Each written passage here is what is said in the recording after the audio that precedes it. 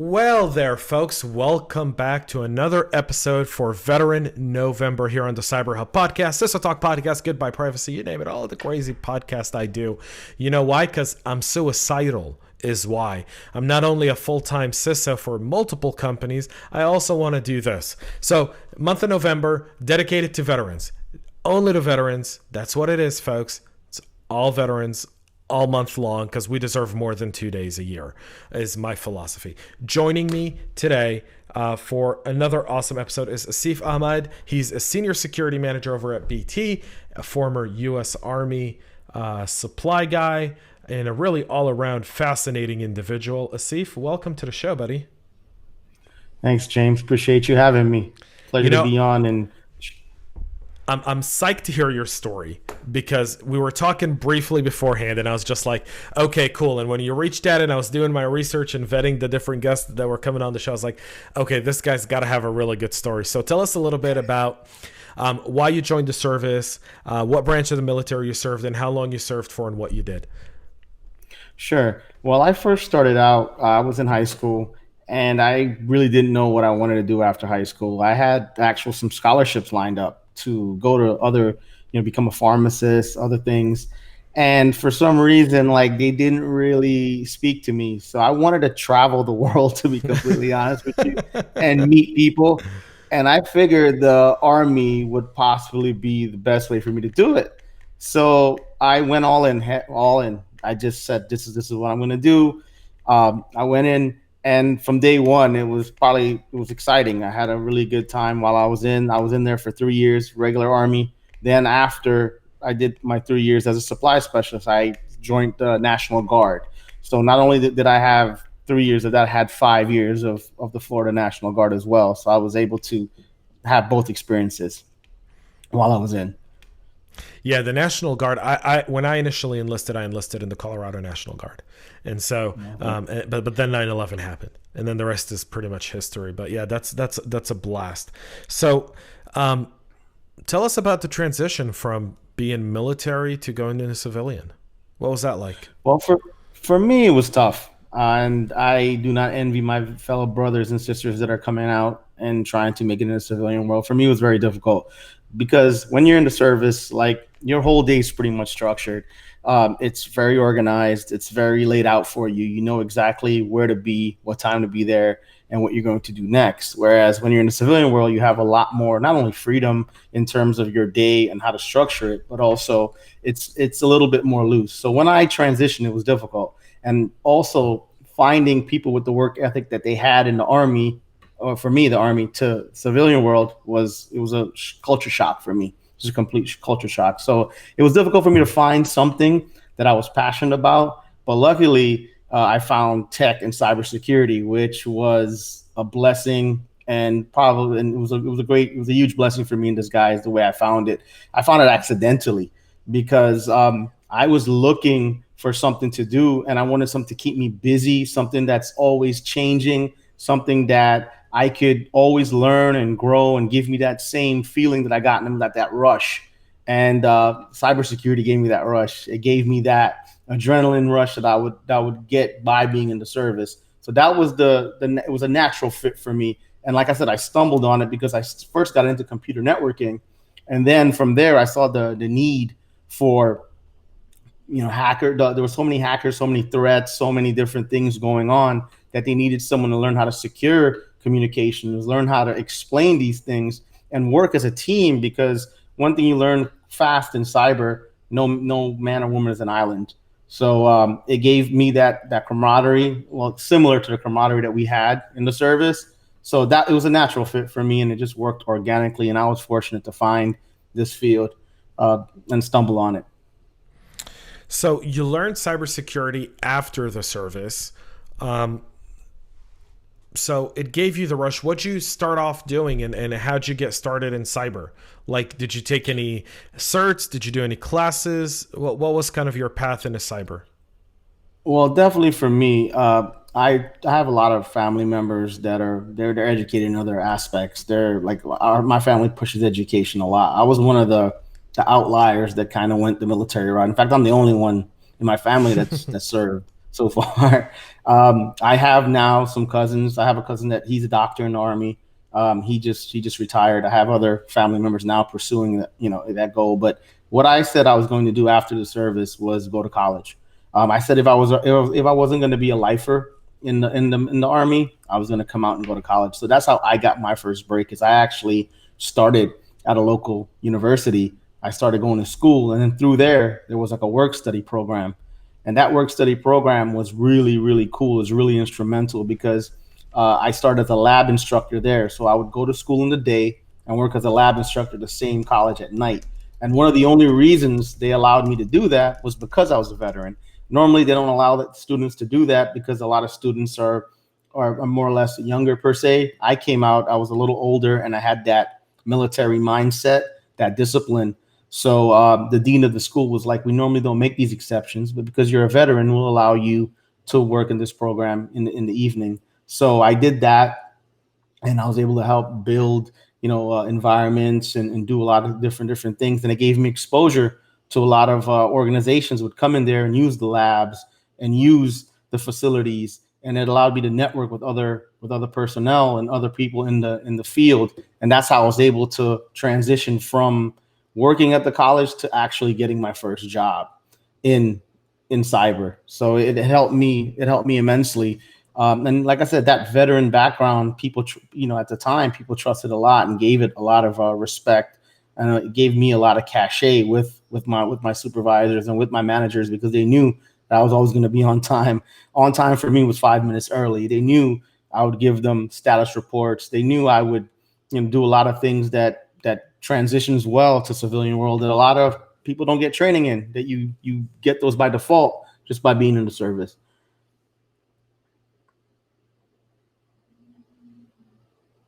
There's a level of training that you get in the service that's different from any other.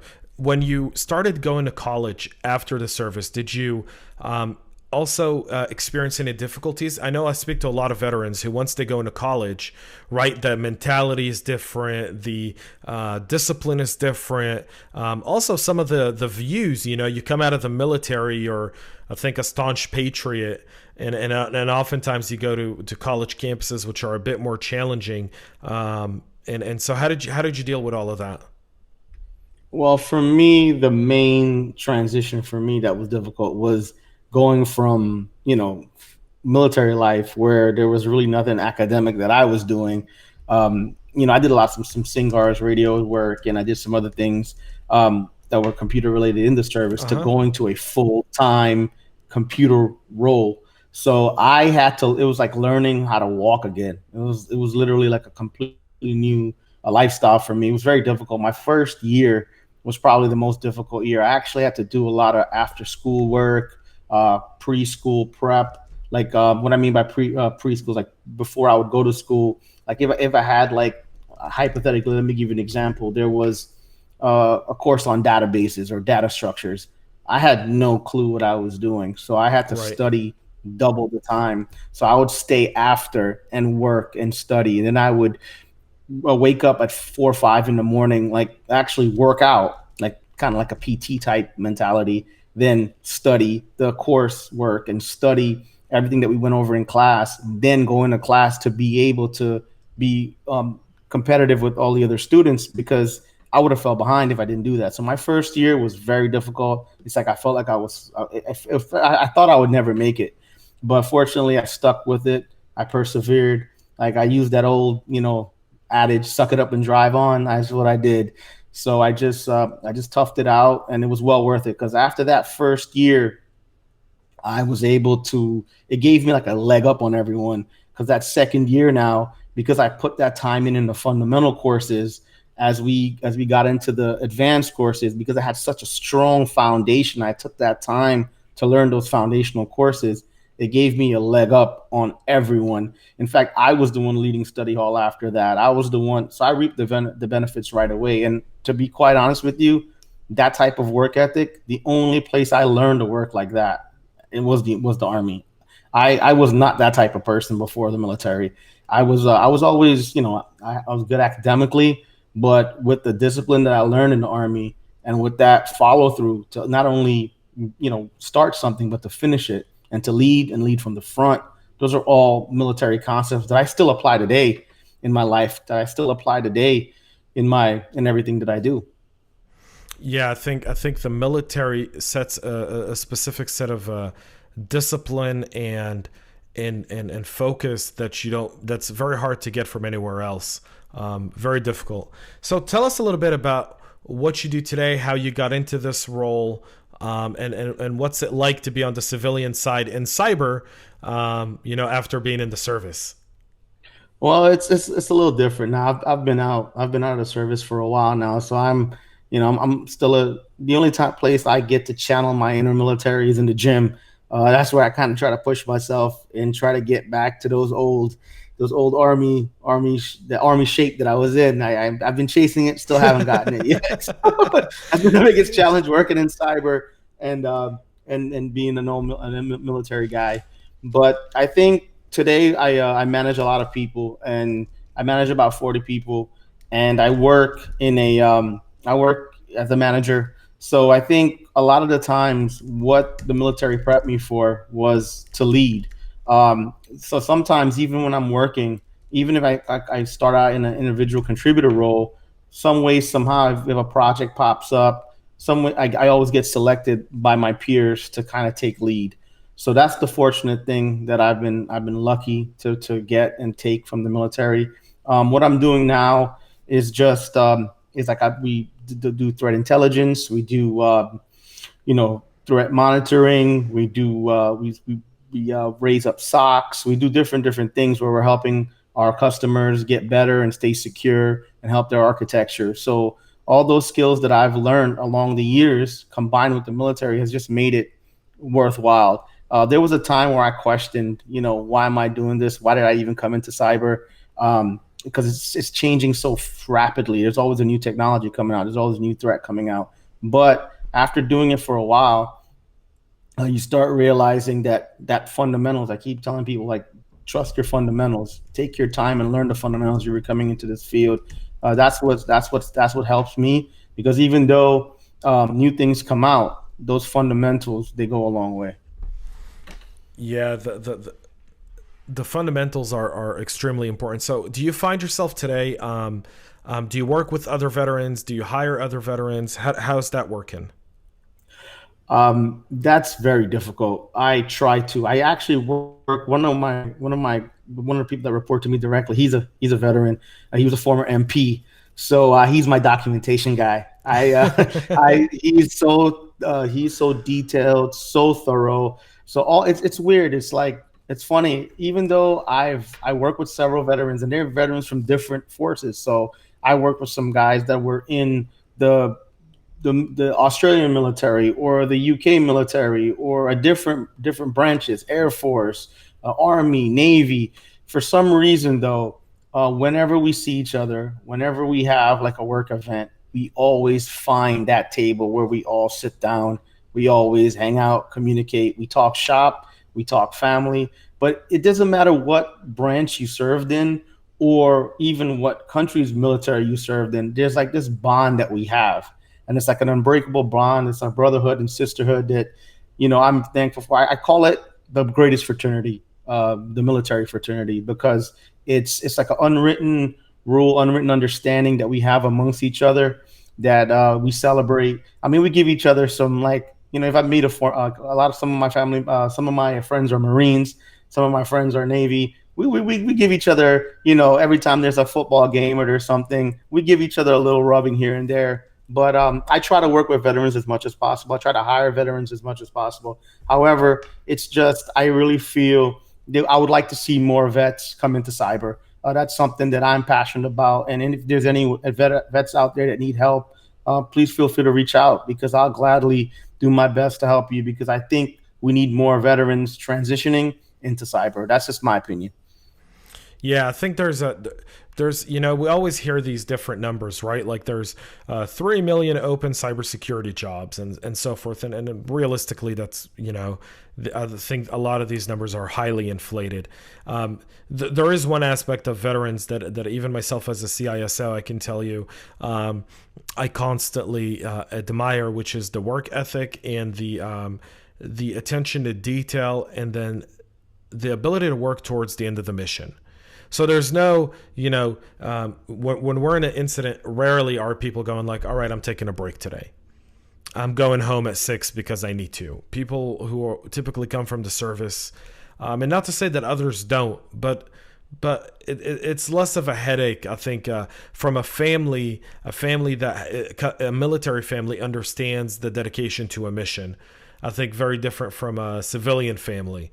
Understanding of, well, it's a job. Come on, come home, be with us. Your family, and so forth. A lot of times people miss that. What would you tell a company who's maybe hesitant about hiring veterans? What would you tell those people about the advantages of hiring people like yourself and our brothers and sisters who are transitioning out? I think that they should make it a priority to hire veterans, and this is why I think you alluded to some of the advantages. But I'll say it: they understand teamwork, they understand collaboration, they understand their roles, they understand, and they're loyal. That this is something that goes that doesn't get mentioned a lot. Like a lot of companies worry about retention, so you get like talent and you want to retain talent, you want to keep them, and you want to develop them. A veteran is the perfect person for that. If you want someone that's going to come into your organization with a fresh perspective, that's loyal, that understands, and that's willing to work not only their tails off, but also contribute to the company's culture and make it their own and add to it. I think veterans bring that. And they bring that, like that mentality and they will go, like, I hate to say this, use this terminology, but they will go through the wall for you. They will go all the way and buy into your culture and take it to the next level. So I feel like if you are an organization out there, I feel that a veterans initiative and an ability to reach out to veterans, veteran development internally and externally would do your company wonders. To get veterans to come into your organization. I've had several organizations reach out to me and ask me that same question. Like I've seen some companies in finance, they're doing that a lot more now. And a lot of other companies in other sectors are starting to develop veterans programs, but I think we need more. And I think that would do a lot of organizations well. So if an organization out there are thinking about it, I say do it. It would change your culture and will actually make your company a lot better. Yeah, that's brilliant. So let me ask you this. As we kind of wrap up our interview and our time together today, briefly, I'm sure we'll have a lot more time together later.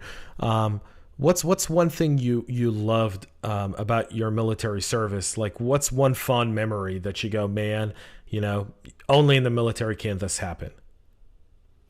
I would honestly say the brotherhood that I share with the guys that I served with. A lot of the units I served in were combat units. So a lot of the units at the time when I was in, there were just a lot of male oriented units. It was just all guys. So I was in infantry units, I was in artillery units. So I was attached to a lot of these units. So when you're attached to a unit like that, you're sometimes in the field for a mission for like 30 days.